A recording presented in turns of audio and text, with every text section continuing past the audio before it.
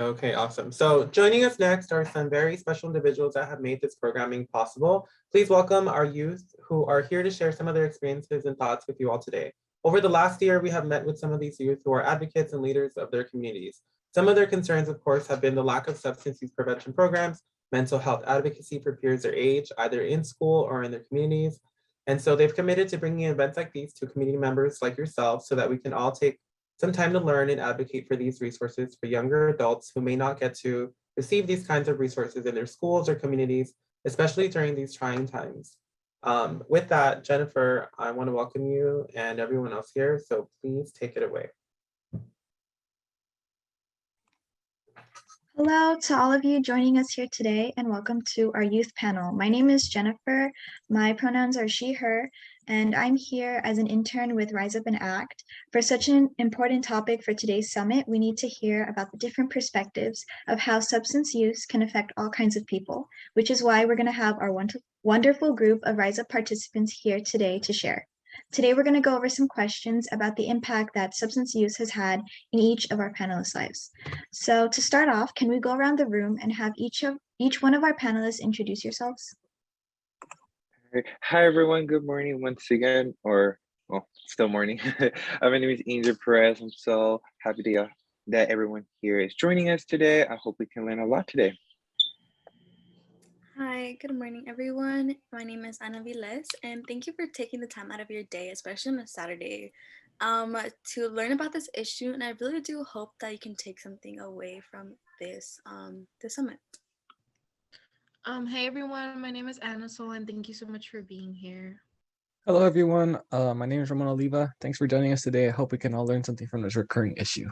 Thank you to everyone who's introduced yourselves. So now we can get started with our very first question, which is, why is the topic of mental health and substance important to you? And can each of you please elaborate? Yes, for me, mental health is important to me, and like substance abuse is just important to me because I personally have been through challenges with my own mental health, and I know how hard it is to get through it and how vulnerable you can get.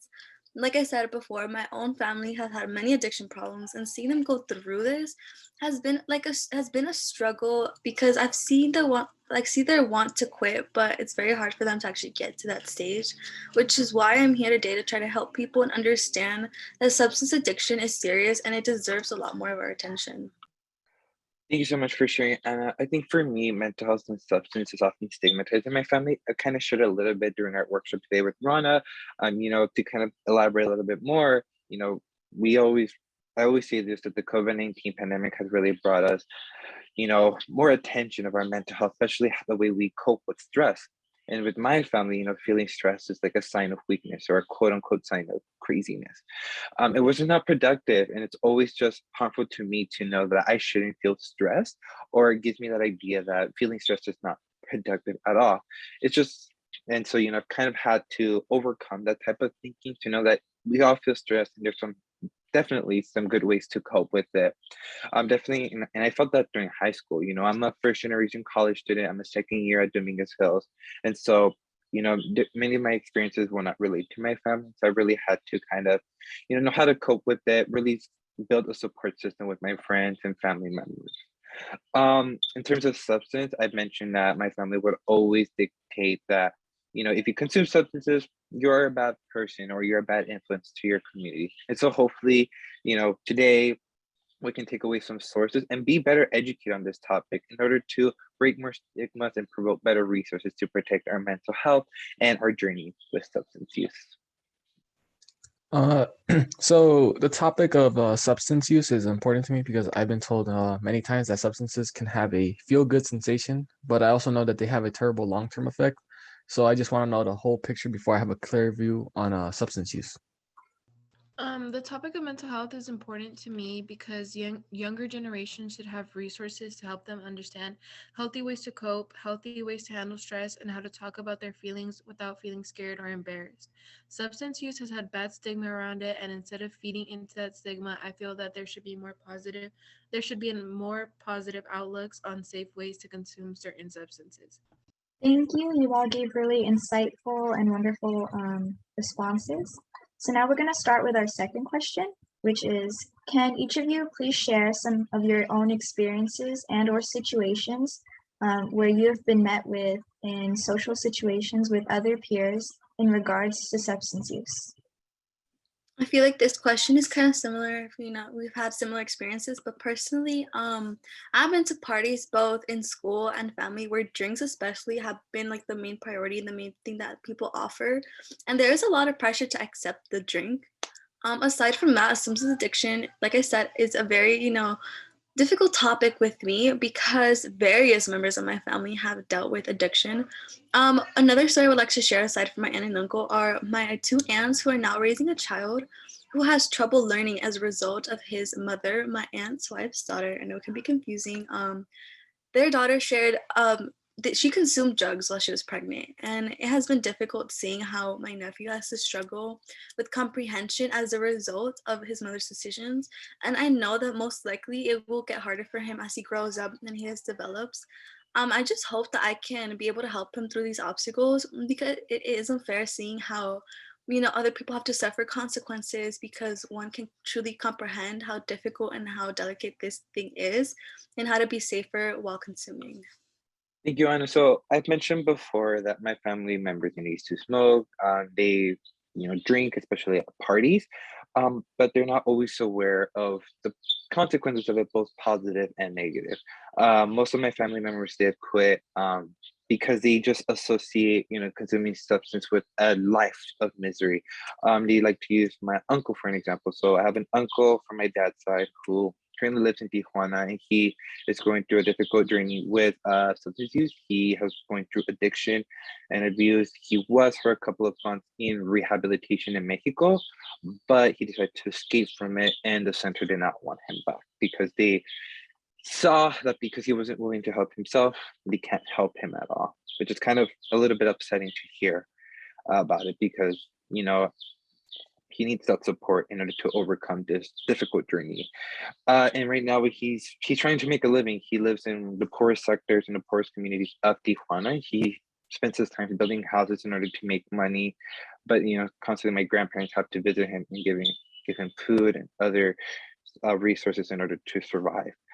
Which is and they like to use that example of he's an example of a bad person, of a bad influence.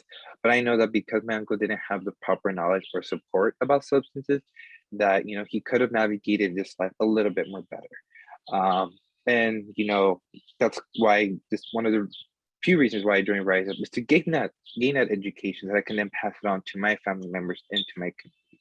I also mentioned peers on social media love to consume substances, and Anna mentioned that they like to glorify it. But again, they're not always aware of the pros and cons about it. And so therefore we need more education, especially on our youth. Because I always say the less the person knows, the more they want to do it and the more they glorify it. So we definitely want to be more concerned about that so that people can really navigate this a little bit better. Some an experience I've been through with substance use is that my dad used to get drunk a lot with his friend. He would get drunk to the point where he would become so goofy and just laugh a lot. And my dad used to be extremely serious and strict. So seeing how alcohol can have the complete opposite effect on somebody, it scares me because I consider myself to be pretty happy. So what if I were to take alcohol and I just became completely depressed? And ever since 2019 started, he's completely stopped. Well, he hasn't completely stopped. He only drinks about 1 or 2 beers and just stops there. I also recently had a friend of mine who did an edible and got extremely sick. He had a stomach ache, he had a headache, and he started throwing up. The next day, I just told him how that might not have been a good idea, and now he just tells everybody how horrible edibles can be. Um, an experience I've had with substance use has really just been that I've been to family gatherings where there has been drinking, but I've never been offered anything, which I think is good. I have had close friends invite me to go smoke with them or even go to parties where there will be drinking, but they also always understood when I like refused to partake because I feel like that's not really my scene and it shouldn't be. Um, but yeah, were always very understanding, and I feel that I've never been peer pressured in any way. Thank you once again. I'm pretty sure that our audience here today can relate to a lot of the experiences that you guys had. So now we're going to go with our third question, which is, in the past, have your schools ever touched on mental health or substance education prevention? And if so, what are some of the improvements that you see are needed? Well, in my case, for mental health, my school has opened up a well-being center. We can go and talk to people as well as take some time if you need to throughout the day. And this program in this room does get more publicized a lot in my school. Aside from that, my school does also have a substance prevention program, but it's not like they try to grab students' attention with it. I think that in this case, both programs should be equally publicized and be viewed as equally important. But I am glad that we at least have them available. You know, most programs typically stereotype the people who need like these resources by saying that they only come from certain backgrounds, when in reality, people from all different types of backgrounds can become involved and can become addicted to drugs. Instead of helping them, I feel like these programs actually try to blame them and create a hostile and judgmental environment where the main form of prevention is kind of some sort of punishment, which is where I think that these programs are failing at, because they make these people feel like what they're doing is the end of the world instead of trying to actually give them help and resources. You know, they blame them for making these choices, which I think is where we need to improve on. And hopefully, you know, programs do change and kind of create a more like judgmental free environment and just more of a welcoming community. So my school has talked about substance use before and why we shouldn't do it, but this was only a small unit in ninth grade for health, but they never really went into they never went to depth on how it affects the body. It was more, they were trying to stick to us that if you use substances or if you abuse them, then you're gonna end up doing horrible in life. You're gonna be a failure. Uh, and at my school, personally, the security and staff just doesn't care about substance being used by students. Sometimes they even let students slide if they're caught because they just don't want to deal with the extra work, I guess. Thank you, Ramon. For me, in middle school and high school, we always jump to the conclusion of just say no to drugs, always. Which that convinced teens and adults even more because, like I mentioned, the less they know, the more they engage. And they're engaging with substances without having that proper knowledge. I remember when I was in middle school and elementary, there was this campaign that we'd follow called Red Ribbon Week, where we would pledge to never ever consume drugs in our lives. And we would even carry this red ribbon on our uniform to say that we stand against drugs. But again, we never talked about the pros and cons about it. We always, or if anything, we always just stick to the cons, making it seem that just consuming any sort of substance is bad and we should definitely stay away from it.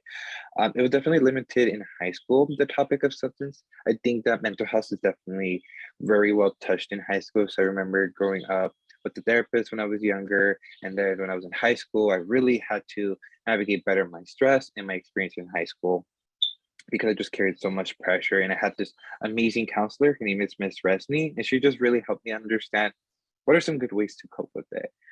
I did take a mental health class when I was in college, last semester actually, but there wasn't a lot of students in that class, and not a lot of students were so engaged with the material. So it just made it so, for many students, that was just another class to take, which was, a little bit upsetting to know because, definitely we should be more educated on how to navigate mental health, especially given the circumstances right now where we're in a we're in a pandemic. Thank you, Angel. So in terms of mental health, I have noticed that my school has had a lot more, they've talked about mental health a lot more. And recently we did have a counselor come speak to each class about setting healthy boundaries in the holidays and how the holidays may make somebody feel. And I think that's definitely like a step up towards, having more mental health advocacy. And in terms of substance use, my school has only had assemblies discussing the negative impacts of substance use and addiction.